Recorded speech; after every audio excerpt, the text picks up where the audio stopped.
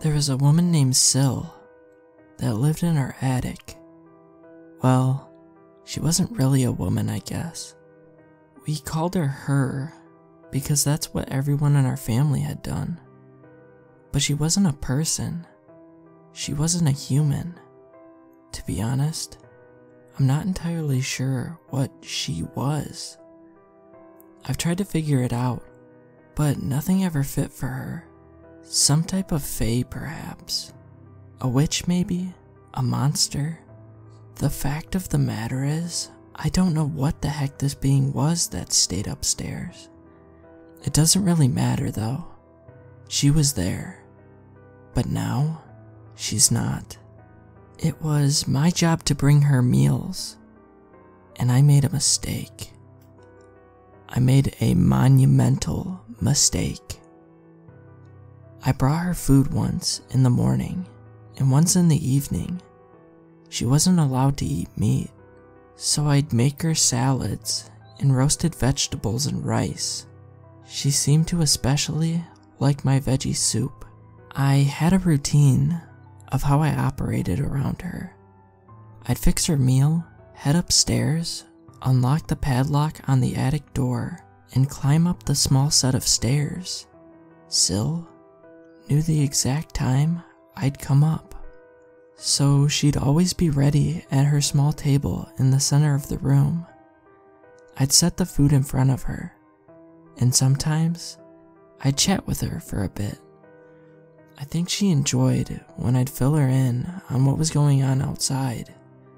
It was hard to tell, because her face didn't change a whole lot.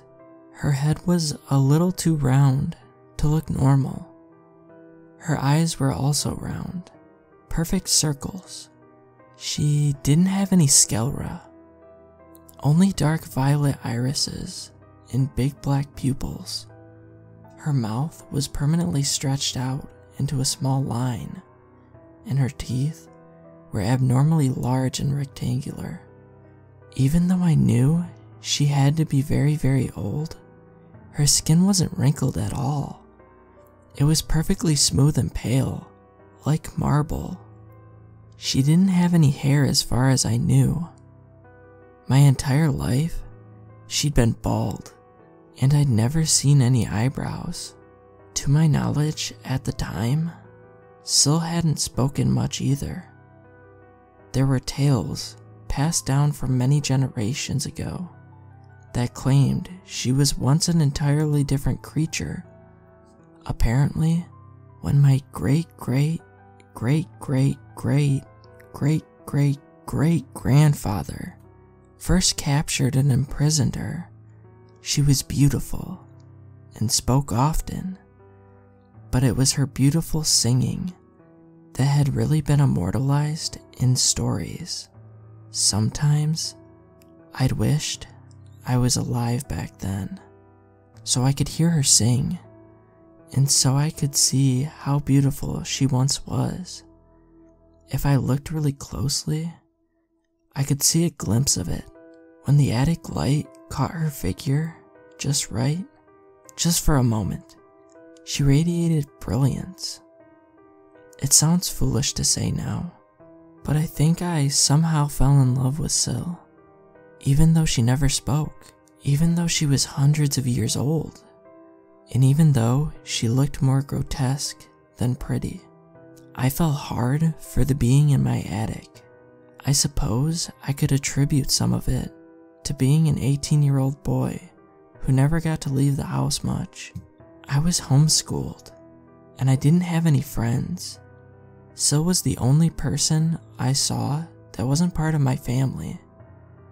I grew to enjoy the little bit of time we spent together each day, and things progressed. I started to casually touch her when I brought her meals. I'd rest a hand on her shoulder or brush against her when I gather her used dishes. I got bolder over time until one day, I kissed her on the cheek. Syl was surprised when I did it. Heck, I was surprised. But I didn't take it back. That was the same day I confessed my feelings for her. I was scared. but still seemed pleased. I was convinced she returned my feelings. Things changed between us after that. I spent more time in the attic with her. I started sneaking up there after everyone else had gone to bed. Syl began to let me kiss her on the mouth. Eventually, it got to the point where we'd spend hours up there after dark, make out in the dim light of the attic. I felt like things were going great, and I only felt harder. I loved Syl. Because I loved Syl, I worried about her. It bothered me that she had to stay locked upstairs all this time. I hated how he treated her like a prisoner, like a criminal. One evening, while I cuddled up with her, she reached over and caressed my cheek. Then, much to my surprise, Syl spoke. "I would like a date with you," she said. My heart stopped. Her voice was beautiful, all rich tones and lilting cadence. She wanted a date. How could I deny her? "Sure," I said. "We can have a date. I can bring some candles up and make something special and—" "No," she replied, cutting me off. "I would like a date with you, but not here." Syl gestured to the room around us. "Here makes me sad. I would like a date somewhere happy. Just one happy date with you." She could have asked me to rip off my own fingernails at that point, and I would have agreed. She was looking up at me with those wide, violet eyes, and all my inhibitions faded. "My parents are going out of town this weekend," I said. "I could let you out into the house with me then. We could have a date downstairs. In fact, you could stay downstairs with me." Syl was very pleased with that idea, and I created a plan of action for the weekend. I asked her what she wanted to eat on our date, and she, for some strange reason, chose hot dogs. I figured it would be alright to let her have some meat just this once. It was a special occasion. Besides, I was wrapped around her finger. I never even considered denying her requests. I covertly cleaned up where I could so that I didn't seem suspicious in front of my parents. Finally, Friday afternoon came, and my parents left. I waited a little while to make sure they wouldn't come back before I let Syl out of the attic. I led her downstairs to the kitchen. I sat her at the bar while I went to start cooking our hot dogs and fries.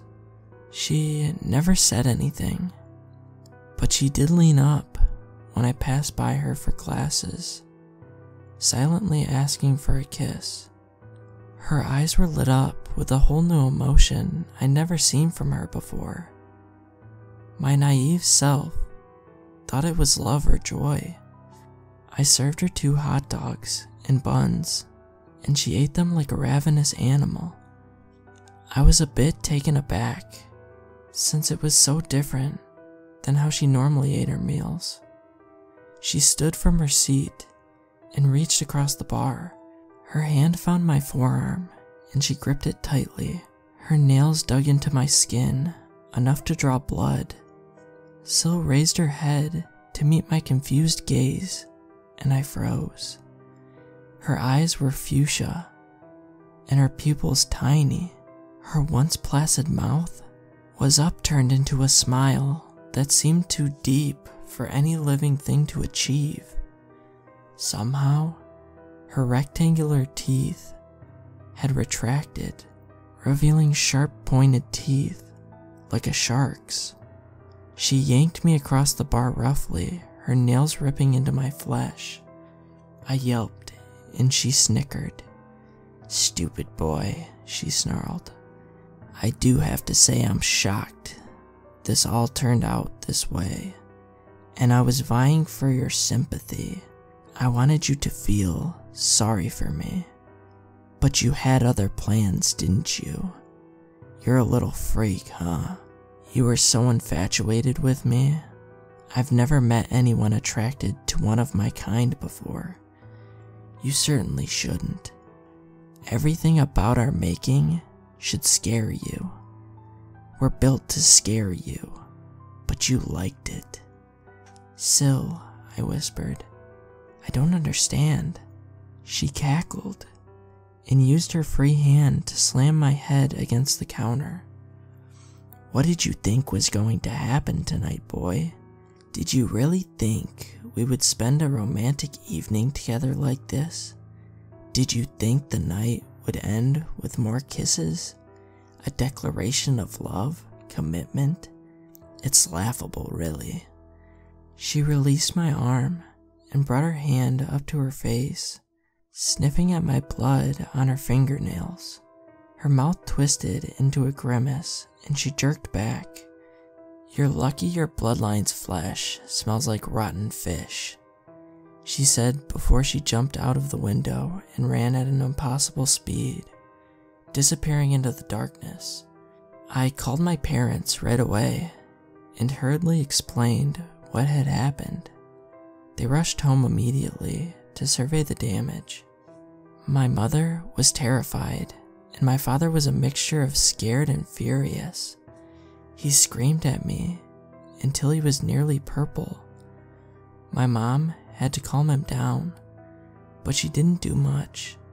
She herself was crying almost constantly. She kept saying over and over again, we had to move. We couldn't stay in the area too long. We'd have to leave the house my family had lived in for generations. That was the night I found out the whole story of Syl. You see, she was a monstrous creature that had lived in a nearby forest since our town was just a small settlement. Every few nights, she'd break into homes and steal people from their beds. She'd take them back to her lair and consume them. My ancestors finally had enough of dealing with her. The settlement realized that she never attacked people in my family, so they thought maybe something stopped her. They devised a plan for my great-great-great-great-great-great-great-grandfather to capture her, lock her up, and keep her weak by only feeding her vegetables, not meat. They all expected her to eventually die, but she never did. Instead, my family vowed to keep Syl locked away to protect the town. We became the guardians of our neighborhood, and in the span of a few hours, I'd sentenced them all to a bloody and horrifying death.